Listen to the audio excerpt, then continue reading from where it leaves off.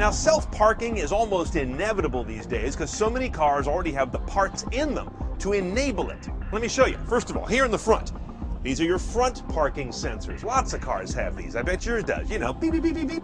These corner sensors, a little less common, but they're starting to pervade across the automotive industry. Now, in the back, of course, we have more sensors, as well as the rear camera. They look straight back, which gives the car the ability to do some image recognition, especially of what's along the side here in terms of the curb distance. And of course, other vehicles often have side cameras under the mirrors and front cameras that can also be taken into play. All you have to add to that is a way to turn the wheel. That's where electric power steering is very critical. Lots of cars are using it now for fuel efficiency, less drag on the engine, but while you're at it, that's a computer addressable steering rack. Unlike the old dumb hydraulic rams, it all comes together with software. Let me show you. Okay, I enabled the automatic parking, and now the car, as it says, is scanning for a parking space on the right side, a parking space big enough for this vehicle.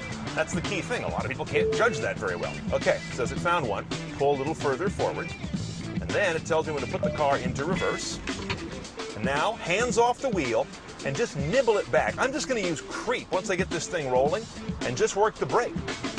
Hands off. And it's reading all of its sensors, camera, it's looking for the distance to the cars, distance to the curb, angle of the car, working that electric power steering rack. That's a key technology. This space is really tight.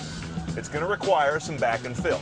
Now I'm watching at the back here so I don't bump into that car.